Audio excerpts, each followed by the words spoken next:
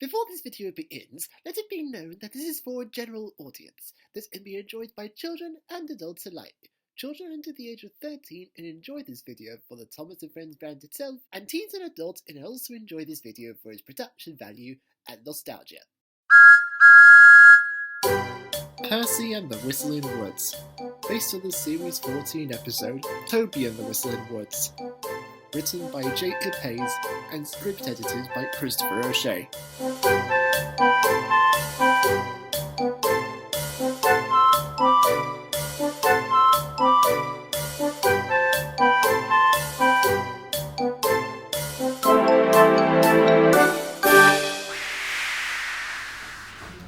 There had been a big storm on the island of Sodor.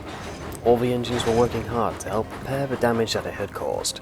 They were happy to be helping with the repairs. All except for Percy. He had been having an awful week. First he had had trouble with a giraffe while taking it to the animal park. And then he had had an accident when he had to use an old lamp while his lamp was being fixed. The Fat Controller made Percy shunt in the yard until he could be trusted again. Percy was not happy with the confusion and delay he had caused and didn't know how to redeem himself.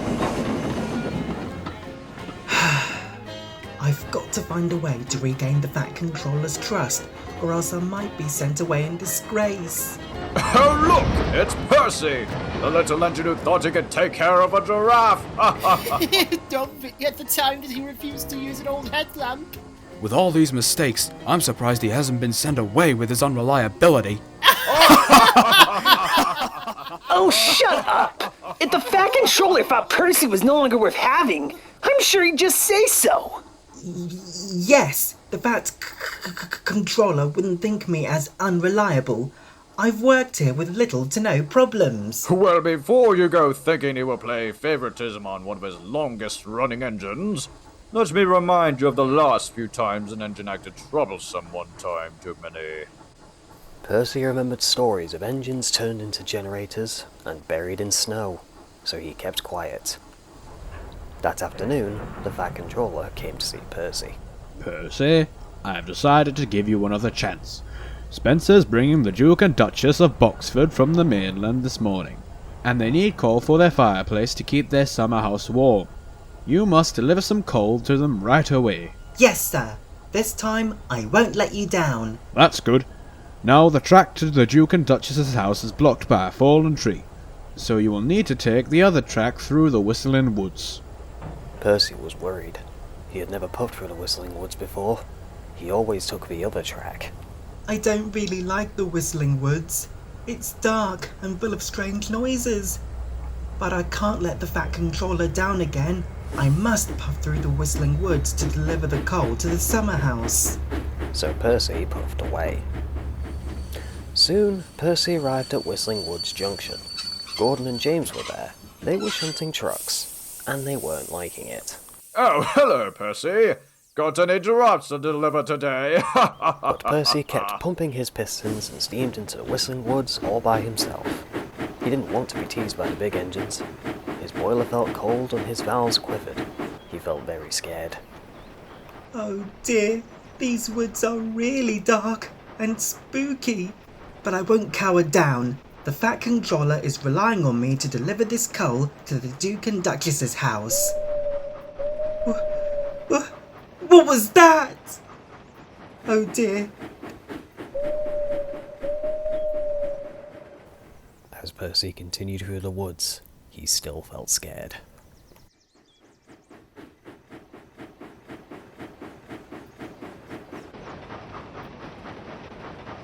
Then, Percy heard another strange noise. Bouncing buffers! What's that sound?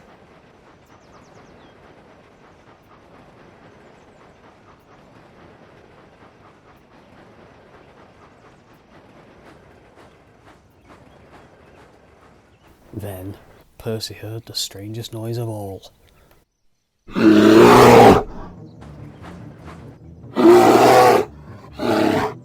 Oh my!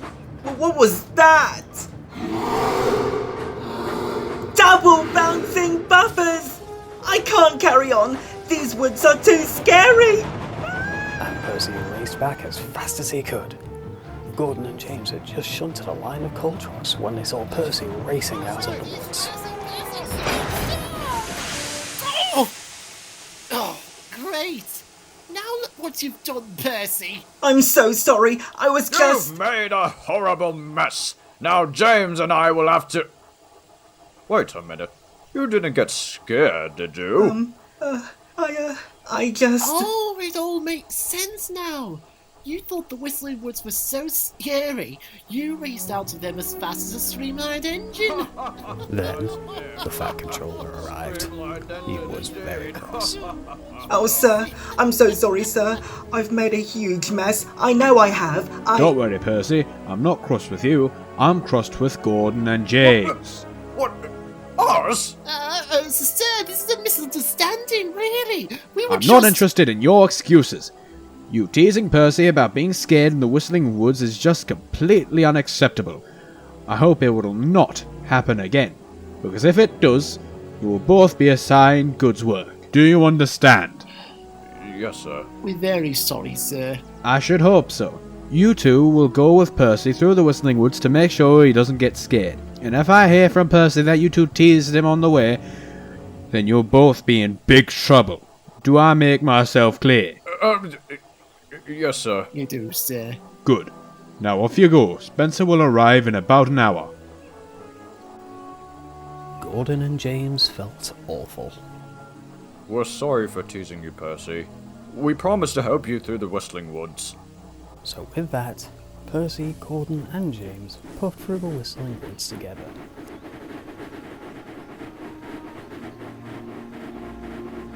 The three engines trundled along the tracks. Then, Percy heard a strange noise. Oh dear. What's that? Oh, don't worry, Percy. It's only the friendly owl. Then Percy heard another strange noise. It didn't sound like any of the other noises. It's only the woodland waterfall, Percy. Look! The waterfall was lovely, but it wasn't the noise Percy was hearing. As he left the waterfall behind, he heard the strange noise again. It seemed to get closer and closer. Then a tree rustled, and Percy felt it was going to fall down. Oh, don't worry, Percy. It's just the wind blowing it.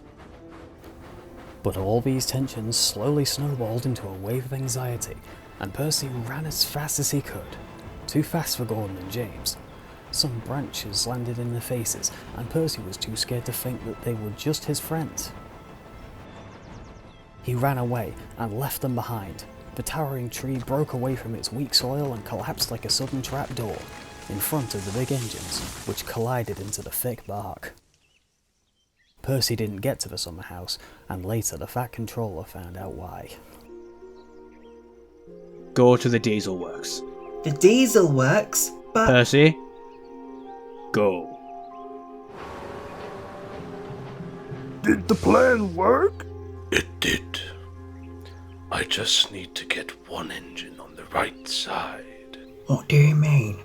Didn't you say word spreads to everyone? He will dislike him for a while, but chances are likely that Thomas could end up being saved by him, and everything will be back to normal. But he's going to the diesel works, isn't he? How can you be sure Thomas would cross paths with him? He's got local service on the main line, idiot. That and you never know what can happen on this railway. I've seen a lot of things that don't make any sense. Indeed. We've got the best sources here, Norman. We can't lose. So raise an oil drum, dear engines. Operation Blue and Green is now in motion! In that episode of Thomas Rewritten, the story was written by Jacob Hayden and Christopher O'Shea.